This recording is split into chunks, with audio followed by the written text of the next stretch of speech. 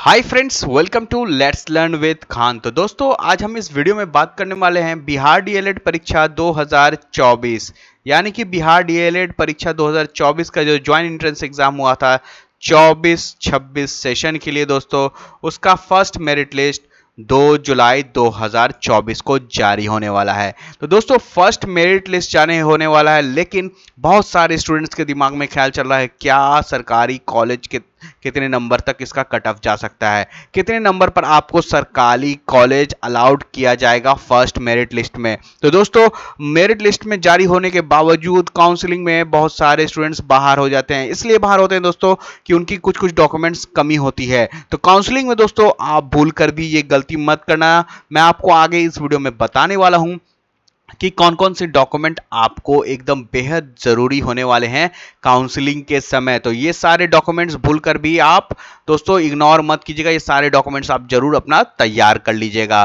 तो दोस्तों, डॉक्यूमेंट अपना रेडी रखिए दोस्तों, क्योंकि दोस्तों अब कम ही दिन समय बचा है। इसलिए दोस्तों, मैं आपको जो बताने वाला हूं वीडियो में बातें, उसको ध्यान से समझिएगा और दोस्तों उसको अच्छे तरीके से अपने डॉक्यूमेंट्स अभी से रेडी कर लीजिएगा। तो चलिए दोस्तों, वीडियो में आगे जानते हैं कि कौन कौन से डॉक्यूमेंट्स आपको जरूरी है काउंसलिंग के समय। चलिए आगे बढ़ते हैं इस वीडियो में। तो दोस्तों, चैनल को अभी तक आप सब्सक्राइब नहीं किए हैं, सब्सक्राइब करके बेल आइकन जरूर दबा लीजिएगा ताकि आने वाली वीडियो की अपडेट सबसे पहले आप तक आ जाए। तो चलिए वीडियो को शुरू करते हैं। तो दोस्तों, बिहार डीएलएड परीक्षा 2024 यानी कि बिहार डीएलएड परीक्षा 2024 का जो फर्स्ट मेरिट लिस्ट जारी होने वाला है, उसमें दोस्तों आपके कौन कौन से डॉक्यूमेंट लगेंगे, यानी कि जो डॉक्यूमेंट आपकी जो मेरिट लिस्ट जारी होने के अगले दिन से ही आपके एडमिशन शुरू हो जाएगी, तो आपको समय नहीं मिलने वाला है। इसलिए पहले से आपको डॉक्यूमेंट रेडी रखना है। तो कौन कौन से डॉक्यूमेंट रखेंगे दोस्तों, ये ध्यान से समझिए। सबसे पहले जो आपका एडमिट कार्ड था ज्वाइंट एंट्रेंस का, उसको आपको अच्छे से रखना है, उसकी भी मांग होती है, ठीक है।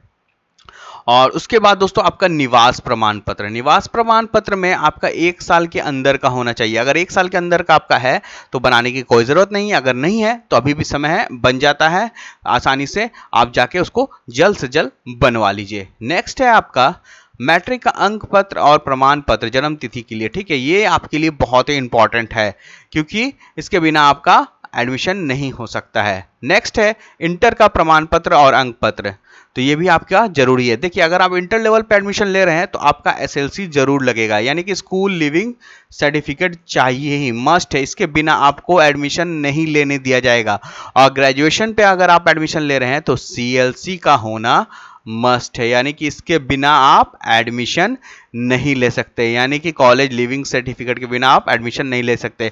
अगर ये दोनों डॉक्यूमेंट्स आपके पास अभी नहीं है तो आप जल्द से जल्द जाके उसको ले सकते हैं, वो मिल जाता है जल्द से जल्द, कुछ दिन में ही मिल जाता है। तो इसलिए जल्द से जल्द, अभी भी समय है, आप जाकर इस सारे डॉक्यूमेंट्स को तैयार कर लीजिए। तो दोस्तों, नेक्स्ट है कास्ट सर्टिफिकेट, सक्षम पदाधिकारी द्वारा निर्गत होना चाहिए, ठीक है। तो कास्ट सर्टिफिकेट भी आपका एक इंपॉर्टेंट डॉक्यूमेंट्स है, क्योंकि आप जो कास्ट पे सेलेक्ट हुए हैं वो आपको दिखाना होगा कौन सा आप कास्ट पे सेलेक्ट हुए हैं और कौन सा कास्ट का आपके पास सर्टिफिकेट है कि नहीं है। तो ये आपको दिखाना होगा, ये सक्षम पदाधिकारी द्वारा निर्गत होना चाहिए। ये भी आपका एक इंपॉर्टेंट डॉक्यूमेंट्स है। और कोई भी दोस्तों, जैसे भी ये पूरा सारा आपका फाइल है ना, तो इसको आप 2 से 3 फाइल में आप बनाइएगा, ठीक है। 2 से 3 फाइल आपको बनाने के लिए कहा जाएगा। तो सबसे पहले आप तैयार करके पहले से ही रख लीजिएगा, क्योंकि आपको बोला जाएगा कॉलेज की तरफ से, मतलब जो भी रहेंगे सरकारी कॉलेज, उसको बताया जाएगा कि 2 से 3 फाइल आपको तैयार करना है, यानी कि 2 से 3 कॉपी आपको इसका जेरोक्स करा के रख लेना है। एक आपका ओरिजिनल रहेगा, यानी 2 जेरोक्स का और एक ओरिजिनल रहेगा। टोटल आपको 3 फाइल आपको तैयार करना है। तो आपका हो गया एडमिट कार्ड, निवास प्रमाण पत्र, मैट्रिक, इंटर, ग्रेजुएशन के हैं तो ग्रेजुएशन का सीएलसी लगेगा, माइग्रेशन लगेगा, और आपका जो मार्कशीट है वो लगेगा, और पासिंग सर्टिफिकेट लगेगा, यानी ग्रेजुएशन लेवल वाले के लिए, और कास्ट सर्टिफिकेट लगेगा, ठीक है। ये सारे डॉक्यूमेंट्स आप एकदम तैयार कर लीजिए। और बहुत सारे जैसे कि तो कैरेक्टर सर्टिफिकेट नहीं लेते, मगर कुछ कुछ जगह पे कैरेक्टर सर्टिफिकेट और मेडिकल का भी लिया जाता है। तो हो सकता है आप कैरेक्टर और मेडिकल सर्टिफिकेट भी तैयार कर लीजिए, ताकि आपको कोई परेशानी ना हो काउंसलिंग के समय। क्योंकि देखिए, आप इतने मेहनत करके अच्छा नंबर लेके आए हैं, सरकारी कॉलेज अलाउड हो रहा है आपको फर्स्ट मेरिट लिस्ट में, लेकिन आप कुछ डॉक्यूमेंट्स के कारण बाहर हो जाएगा तो ये आपके लिए बहुत बुरी बात है। तो इसलिए ये भी सारे डॉक्यूमेंट्स भी रेडी आप ज़रूर कर लीजिएगा, ठीक है।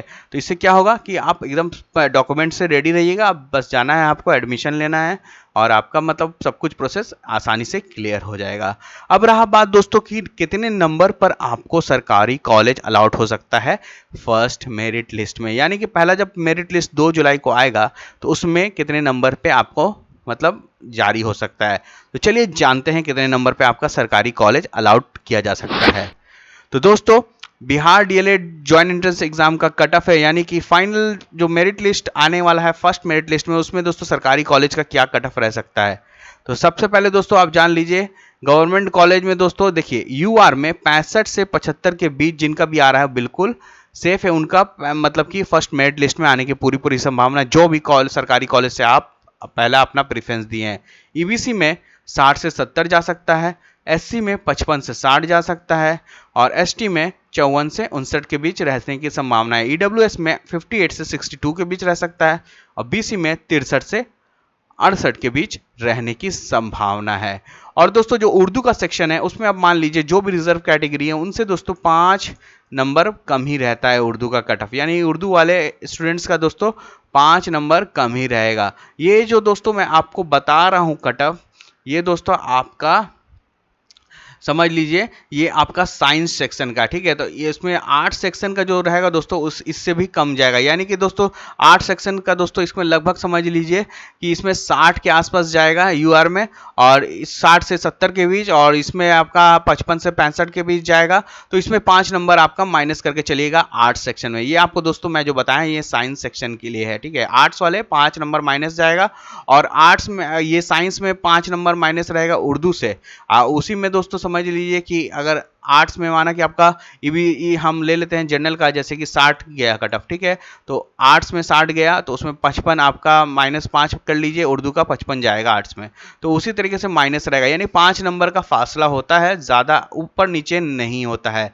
तो ये आपका साइंस जो बैकग्राउंड से जो भी फॉर्म फिलअप किए हैं उनका दोस्तों ये कट ऑफ रह सकता है पहला सरकारी कॉलेज का, ठीक है। जितने भी हमारे स्टूडेंट्स से जितने भी बात हुए हैं उनके हिसाब से दोस्तों उनका जो कट ऑफ इतने के बीच में उनका नंबर आ रहा है। लगभग दोस्तों मैंने ज़्यादा से ज़्यादा स्टूडेंट्स से बात करने की कोशिश की और उनसे ये बात पता चल पाई है कि इतने के बीच उनका नंबर आ रहा है, तो इस बीच में रहने की पूरी पूरी संभावना है। तो दोस्तों वीडियो अच्छा लगा है तो लाइक कीजिए, सब्सक्राइब कीजिए चैनल को, और दोस्तों अभी तक आपने चैनल को सब्सक्राइब नहीं किया है बेल आइकन दबाकर सब्सक्राइब जरूर कर लीजिए चैनल को, ताकि आने वाली अपडेट आप तक सबसे पहले आ जाए। चलिए दोस्तों मिलते हैं जल्दी नेक्स्ट वीडियो में, तब तक के लिए जय हिंद।